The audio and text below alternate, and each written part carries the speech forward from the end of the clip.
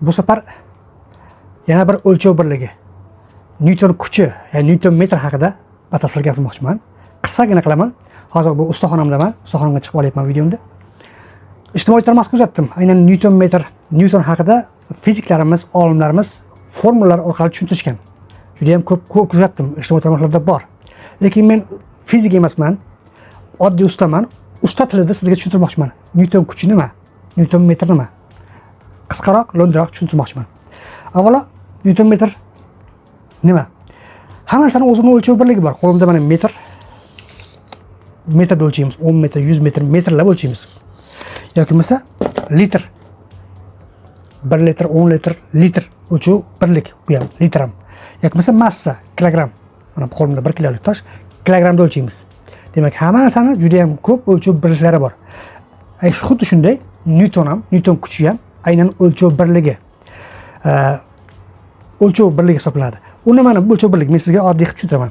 Qo'limda mana olma turibdi. 100 grammlik olma.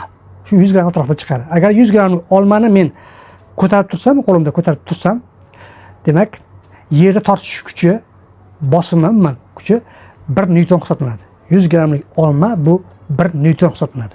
Endi 1 kilolik toshni men ko'tarib turadigan bo'lsam, kuch bilan ko'tarib turadigan bo'lsam, bu 908, ya'ni 10 newton kuch hisoblanadi. Bu o'lchov birlik, 10 newton kuch. Aytishingiz mumkin, oddiy odamga bu newton kuch nima beradi deyishingiz mumkin. Oddiy odamga biz beton qo'yamizmi, kolonna qo'yamizmi, qancha yuk tushyapti, mashinani dankartda ko'taryapmizmi, qancha unga yuk tushadi. Biz newton kuchini bilib olsak, biz qurilishda ishlaymizmi, nima ishlasak ham bizda ozgina mantiq paydo bo'ladi. Biz xulosa qila olamiz. Har qanday joyda, har qanday savolga tushib bo'lsangiz, vaziyatga tushib bo'lsangiz, siz xulosa qila olasiz. Deylik, kran qancha yuk ko'tarilishi, masalan, sizda kuch nima? Newton kuchi. Bu bir narsani italishingiz, eshikni ochiq, qattiq bo'lsa ochishingiz, tortishingiz, bu hamma kuchlar hammasi Newton kuchda o'lchanadi. Bu muhim narsa. Ya'ni o'zini o'lchov asboblari bor o'zini. Buniki masalan buni metr deydigan bo'lsak, yoki bo'lmasa kilogramm deydigan bo'lsak, uni o'lchov birligi dinamometr deyiladi. Ya'ni dinamometr bilan o'lchanadi. Qancha kuch bilan ish bajarilayotganligi ona qilinadi. Bu aytishni yana nima beradi? Bolt qotiryapsiz, samolyot qotiryapsiz. Samolyotni qancha yuk ko'tarib tura oladi bu? Bu hammasi Newton kuchda o'lchanadi. Ya'ni Newton kuchda o'lchanadi. Endi Newton metrga keladigan bo'lsak, ya'ni eshitgansiz Newton metrda. Newton metr mana avtobloggerlarimiz ko'p gapiradi. Ijtimoiy tarmoqda ko'p. Masalan, deylik 200 Newton metr ekan, yoki bo'lmasa 300 Newton metr ekan deydi. Newton metr nima? Bu kurtashi moment, aylantirish kuchi. Ya'ni men fizika formulalar emas, oddiyroq tushuntiraman. Bu aylantirish kuchi. Deylik, siz bir boltni buryapsiz, zanglab qolgan boltni siz buryapsiz, kichkina qo'lingizga kuch, qancha kuch ishlatyapsiz? Deylik, 10 newton kuch bosim bilan ishlatyapsiz.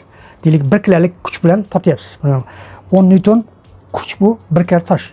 To'g'rimi? Shu 1 kilolik tosh bilan siz 10 newton bilan siz tortyapsiz, boltni yecha olmayapsiz.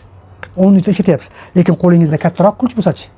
Kattaroq bo'ladigan bo'lsa, demak, kurtash moment unaqasi kuchayadi. Deylik, siz endi 10 newton kuch bajarib 100 newton metr ish qilishingiz mumkin bo'ladi. Agar bundan ham uzun bo'lsa, demak, ish samaradorligini, ish kuch quvvatini ko'proq oshira olasiz. Ya'ni siz 10 newton kuch sarflab 100 newton metr ish bajara olasiz. Demak, bu newton kurtash moment deyiladi. Dvigatelga keladigan bo'lsak, dvigatelda qanday o'lchash kerak? Dvigatelda kurtash moment.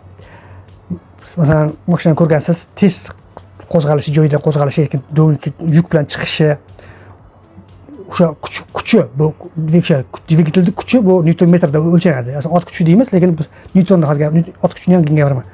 Newton metr hisoblanadi. Deylik, qaysi ma'noda?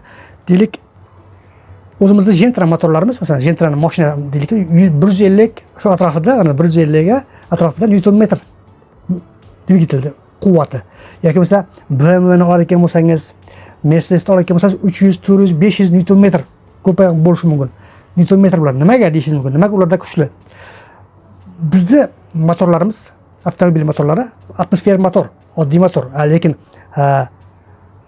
u mashinalarda motor esa bu turbina motor deyiladi. Ya'ni turbina motor nima? Turbina orqali havo yaxshiroq kiradi. motorga yaxshiroq, dvigatelga yaxshiroq havo kiradi. Yaxshiroq havo kirgandan keyin u yerda yong'in yaxshi yonadi. Siz benzin yoqasizmi, dizel yoqasizmi, havo yaxshi kirgandan keyin yaxshi yondira oladi va oddiy mashinaga nisbatan, oddiy dvigatelga nisbatan 3 barobar, 4 barobar, 5 barobargacha ko'proq yoqilg'i sarflaydi va u kuchga ega. Bu xuddi shunday, ya'ni kurtash moment juda ham kuchli unda. Yong'in turbina motor bo'lganligi uchun. Ya'ni to'rtta ballonga bemalol kurtash momenti kuchaytirib bera oladi. Bu o'sha aynan Newton metr hisoblanadi.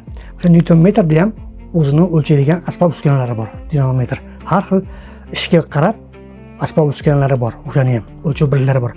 Menimcha bu videoyim qisqagina videoyim manfaatli bo'ldi degan umiddaman, tushunarli bo'ldi degan umiddaman. Agar savollar tug'ilgan bo'lsa, albatta kommentariyga yozing. Manfaatli bo'lgan bo'lsa, albatta like va podpiska yozing. O'zingizga ehtiyot qiling, yaqinlarda asrang. Rahmat.